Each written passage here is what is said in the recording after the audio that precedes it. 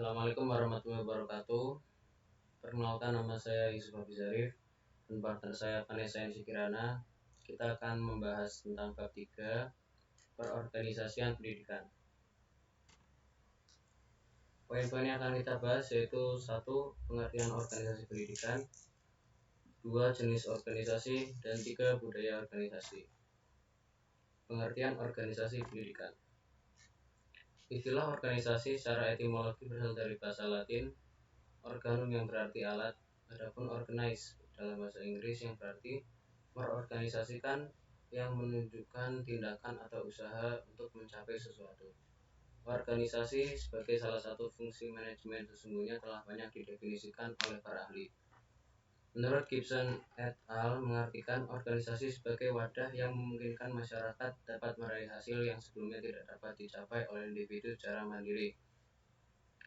Sedangkan menurut Robbins, dia mendefinisikan organisasi sebagai kesatuan sosial yang dikoordinasikan secara sadar dengan sebuah batasan yang relatif dapat diidentifikasi, yang bekerja atas dasar yang relatif terus-menerus untuk mencapai suatu tujuan bersama atau sekelompok tujuan. Adapun unsur-unsur organisasi yaitu 1. Adanya tujuan bersama. Organisasi mensyaratkan sesuatu yang akan diinginkan, biasanya terumuskan dalam visi, misi, target, dan tujuan. Tujuan inilah yang menyatukan berbagai unsur dalam organisasi. 2. Adanya kerjasama dua orang atau lebih. Organisasi terbentuk karena adanya kerjasama untuk mencapai tujuan yang diinginkan bersama. 3. Adanya pembagian tugas. Untuk efektivitas, efisiensi, dan produktivitas organisasi dibutuhkan pembagian tugas. 4. Adanya kehendak untuk bekerja sama. Anggota organisasi mempunyai kemauan untuk bekerja sama mencapai tujuan bersama. Tujuan dan manfaat organisasi pendidikan. Pendidikan sebagai sebuah organisasi harus dikelola sedemikian rupa agar aktivitas pelaksanaan program pendidikan dapat berjalan secara efektif, efisien, dan produktif untuk mencapai tujuan yang diinginkan, sehingga di antara tujuan dan manfaat organisasi pendidikan yaitu 1. Mengatasi keterbatasan, kemampuan, kemauan, dan sumber daya yang dimiliki dalam mencapai tujuan pendidikan. 2. Terciptanya efektivitas dan efisiensi organisasi dalam rangka mencapai tujuan pendidikan. 3. Dapat menjadi wadah pengembangan potensi dan spesialisasi yang dimiliki. 4. Menjadi tempat pengembangan ilmu pengetahuan dan lain-lain. Kita masuk ke poin kedua, yaitu jenis-jenis organisasi. 1. Organisasi formal. Organisasi formal adalah organisasi yang dicirikan oleh struktur organisasi. Keberadaan struktur organisasi menjadi pembeda utama antara organisasi formal dan informal. Struktur organisasi formal dimaksudkan untuk menyediakan penugasan, kewajiban, dan tanggung jawab kepada personal dan membangun hubungan tertentu di antara orang-orang pada berbagai kedudukan. Lembaga pendidikan seperti SD, MI, SMP, MTS, SMU, MA merupakan suatu organisasi formal. Struktur dalam organisasi formal memperlihatkan unsur-unsur administrasi sebagai berikut. A. Kedudukan. Struktur menggambarkan letak posisi setiap orang dalam organisasi. B.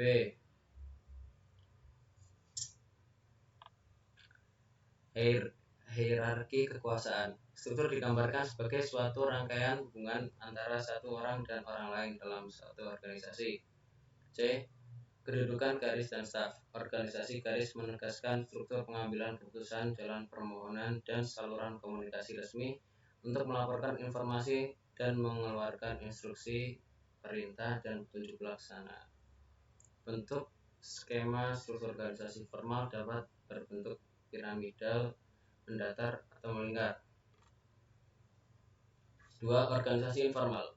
Karakteristik organisasi informal ini adalah adanya norma perilaku, tekanan untuk menyesuaikan diri, dan adanya kepemimpinan informal. Norma perilaku adalah standar perilaku yang diharapkan menjadi perilaku bersama yang ditetapkan oleh kelompok dalam sebuah kesepakatan sosial, sehingga sanksinya pun sanksi sosial. Tekanan untuk menyesuaikan diri akan muncul apabila seseorang akan bergabung dengan suatu kelompok informal. Pemimpin informal muncul dari kelompok dan membimbing serta mengarahkan melalui persuasi dan pengaruh. Kepemimpinan semacam ini dapat dilihat dalam kepemimpinan adat suku tertentu, kelompok, agama, dan lain-lain. Masuk poin yang ketiga yaitu budaya organisasi. Pengertian budaya organisasi. Budaya organisasi telah banyak didefinisikan oleh para pakar manajemen organisasi. Berikut adalah beberapa definisi tentang budaya organisasi. Menurut Stephen P. Robbins, mengumumkan bahwa organizational culture is a common perception held by the organization member, a system of shared meaning. Menurut Kate Davis mengungkapkan, organizational culture is the set of assumptions, beliefs, values, and norms that is shared among members. Menurut Hodge dan William Anthony, mengemukakan organizational culture is a mix of values, beliefs, assumption, meaning, and exception that member of a particular organization, group, or subgroup hold in common and that they use a behavior and problem-solving guides. 2. Fungsi budaya organisasi. Budaya organisasi mempunyai beberapa fungsi diantaranya: 1. Memberikan identitas organisasi kepada anggotanya. 2. Memudahkan komitmen kolektif. 3. Mempromosikan stabilitas sistem sosial. 4. Membentuk perilaku dengan membantu manajer merasakan keberadaannya.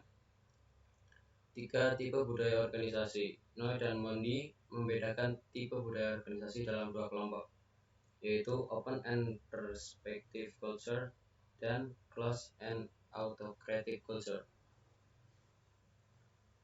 Open and perspective culture ditandai oleh adanya kepercayaan terhadap bawahan, komunikasi yang terbuka, kepemimpinan yang suportif, dan penuh perhatian. Closed and autocratic culture ditandai oleh pencapaian tujuan output yang tinggi.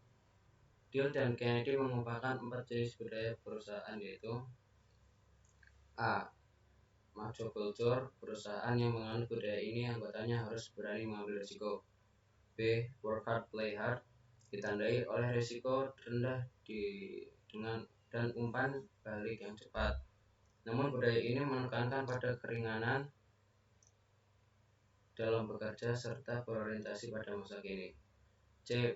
Bet your company, budaya ini cenderung dianut perusahaan yang berada pada risiko tinggi namun umpan balik terhadap pekerjaan biasanya relatif sama. D. Process culture, biasanya budaya ini tercermin pada risiko rendah dan umpan balik lambat. Nilai-nilai yang dianut yaitu protektif dan keberhati-hatian. Perusahaan asuransi banyak menganut budaya ini. Horizon dalam Westpadibrata membedakan 4 orientasi budaya organisasi yang terpisah dan bertentangan bersama lain, yaitu A. Orientasi kekuasaan, B. Orientasi peran, C. Orientasi tugas, dan D. Orientasi person. 4. Pembentukan budaya organisasi. Budaya organisasi hakikatnya adalah fenomena kelompok. Oleh karenanya, terbentuknya budaya organisasi tidak dapat lepas dari dukungan kelompok dan terbentuk dalam waktu yang lama.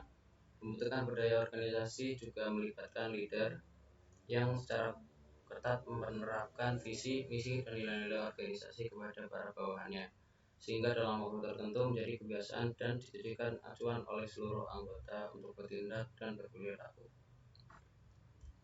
Mungkin itu saja yang bisa saya sampaikan. Selanjutnya akan dilanjutkan oleh partner saya, Vanessa Ansigrana. Yang kelima, strategi memperkuat organisasi.